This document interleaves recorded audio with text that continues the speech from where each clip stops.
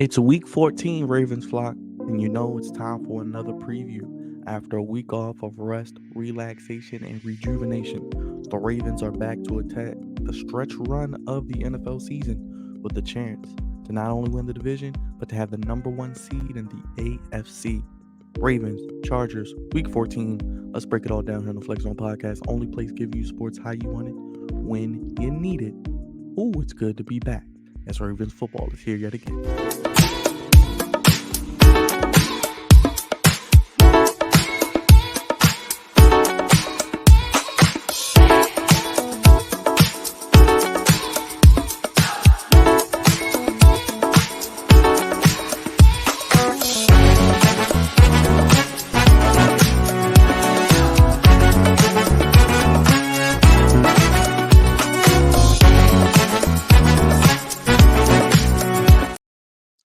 What's going on, Ravens flock? I hope you guys enjoyed your bye week. I hope you guys got some rest, relaxation, and some rejuvenation and some excitement because we saw the Steelers lose. We saw the Browns lose. We know Joe Burrow's out for the season for the Bengals. They did tough out a win in Jacksonville, but a team the Ravens have to play in a couple weeks. The Jaguars suffered a few injuries. And it seems like the Ravens, while we've had our injury problems of our own, the Ravens are getting healthy at the right time. And what has usually been their downfall and misfortune the past few years of unfortunately going into December without number 8, the grade 8, Action Jackson, Lamar Jackson, he is healthy. We know there was some reports coming out this week. He missed practice, his first practice, mind you, he missed since training camp with an illness. He is back. He is ready to go. He's healthy. We saw Bateman miss a day this week. He's back after an illness. He's healthy. The bye week has come and gone. Players have had time to get away from football. Ronnie Stanley's back. Marlon Humphrey's back. This team is back, healthy at the right time, playing their best football, and they're going into a stretch. 5 games remaining, 9-3, where they can really have a chance to win all 5 games. I know the San Francisco game on Christmas is going to be tough. We'll get to that when we cross that bridge in a few weeks, but they're going to be favored in probably every game but that game, and they really have a shot to win not only the division but the AFC North. We saw the Bengals lose Joe Burrow. They did win on Monday. They got to play they got a tough matchup this week. They have to hold their own against the Colts. We have the Jaguars playing the Browns. We know what Trevor Lawrence went down. The Ravens will play the Jaguars coming up. And we have the Steelers, who lost to two 2-10 teams the past 2 weeks, the Cardinals and the Patriots, both at home. And anytime the Steelers lose twice in the same week to under 500 ball clubs at home, it is worth a chant and an applause because it is always awesome to see the Steelers lose.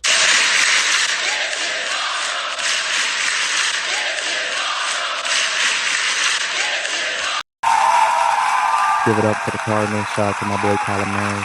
He is the quarterback for the Cardinals. Go get Marvin Harrison Jr. for that brother. And shout out to Bill Belichick, the greatest coach of all time, getting another win as he approaches George Halas's record for most wins. Or is he chasing Don Shula? One of them. Either way, nevertheless, we're not here to talk about that. We'll get to that later. Ravens 9-3. Lamar Jackson against NFC teams is 18-1. And after a bye, Harbaugh is 12-3. You're at home. I know the weather's going to be crap. 60%. I believe it went up to 90%, excuse me.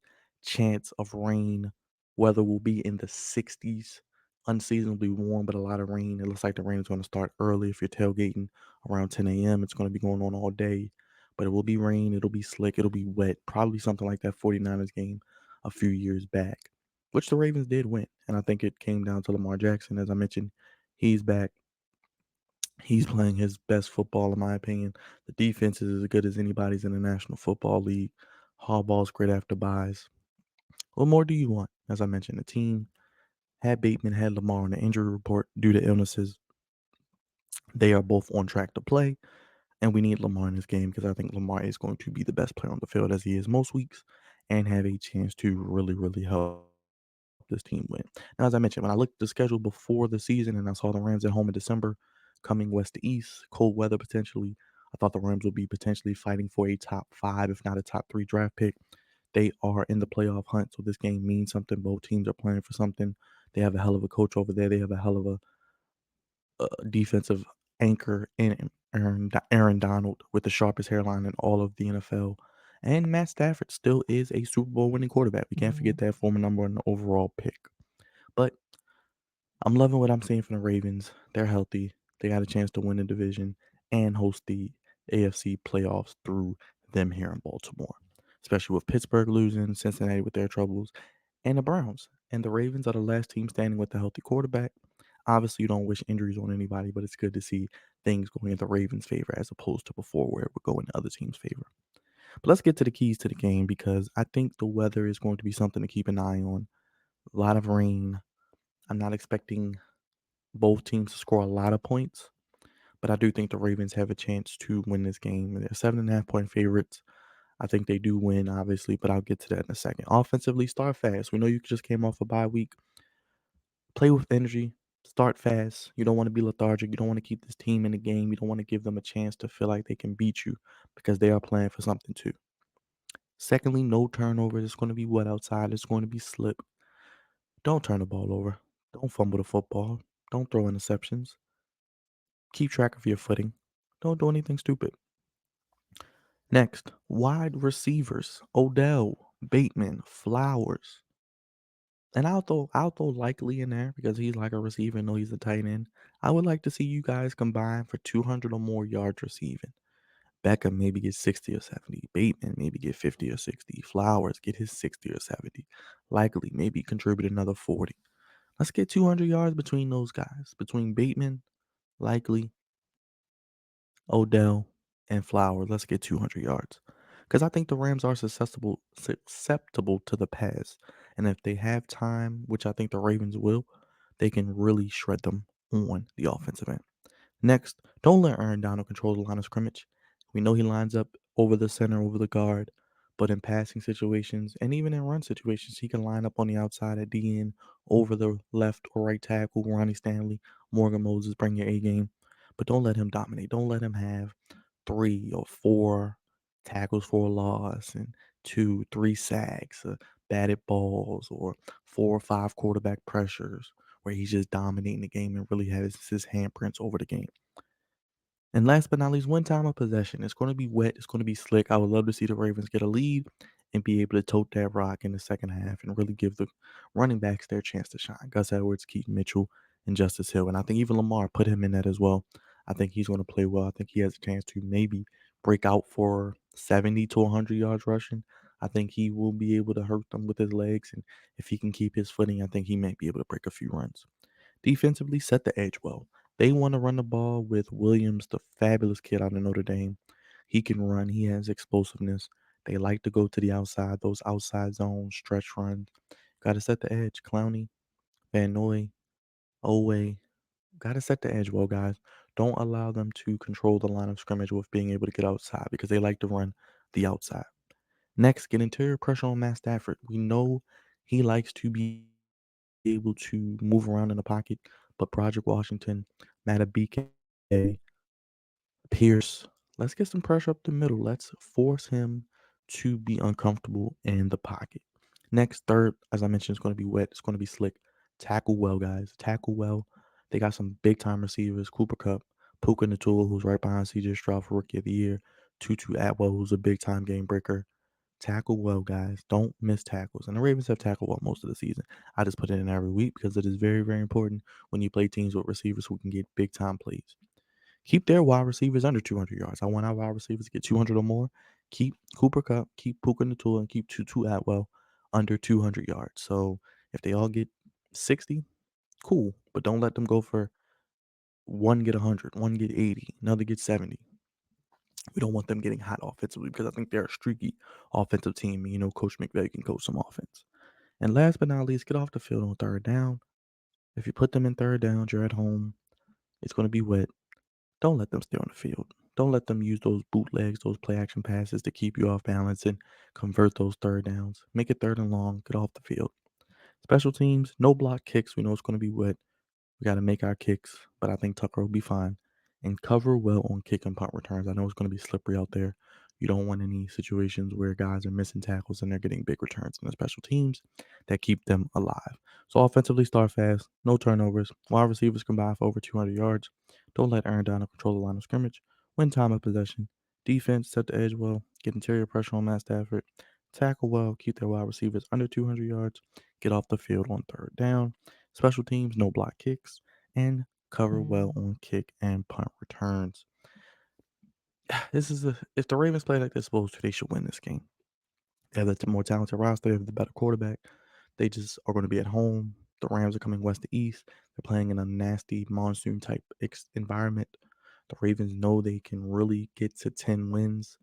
And as I mentioned, 9-3, they won some games that they struggled in. They lost some games they should have won. But 9-3 after 12 games coming off a bye, I'm taking that 7 days a week and twice on Sunday. This team has a chance to get to 12, 13 wins, possibly, like I said, be the number one seed. Kansas City lost last week as well. I did mention that helped out the Ravens. So the Ravens control their own destiny. They will see Miami. They will see Jacksonville. They will see the 49ers. They will see the Rams this week. And they see the Steelers. So they have a chance to really control their own destiny.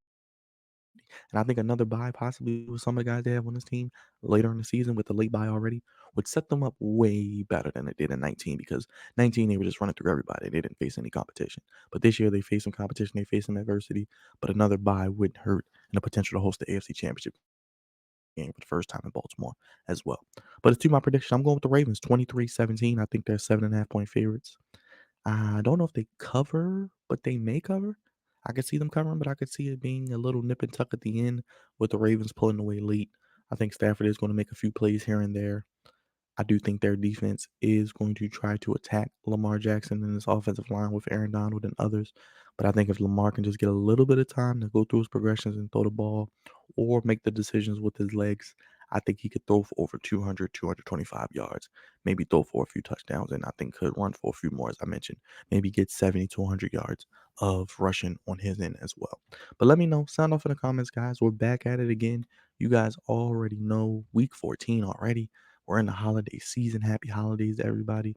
And the Ravens are 9-3 North and host the AFC playoffs running through Baltimore. Of course, we will be live after the Ravens and Rams on Sunday afternoon. It is a kickoff. But we are going to have some prime time games coming for the Ravens. So be ready for that. But you know we're live after every game. Myself, Raj, Deej, Dre, whomever else. Join us. Hit the bell to know when we're live for all of our videos when they drop. Hit the subscribe button if you're new. We do Ravens content. We do all Baltimore sports, Orioles, all sports in general. Flagship podcast on Mondays. Only place gave you sports how you want to need it. Sound off in the comments. Let me know your thoughts on the game, predictions, X factor, keys to the game, and anything I may have missed. As I mentioned, if you're going to the game, be careful. It's going to be wet out there. It's going to be warm, but stay dry. Enjoy it. Ravens are back home. I think the Ravens win, as I mentioned, will move to 10-3 with a 23-17 win. God's favorite old signing off. Thank you guys for watching. Again, hit the like button on your way out. Sign off in the comments and subscribe if you're new. Thanks again for joining us. Welcome to all of our new subscribers. Go Ravens. And we'll see you Sunday with the Baltimore Ravens Los Angeles Rams postgame show here on the Flicks.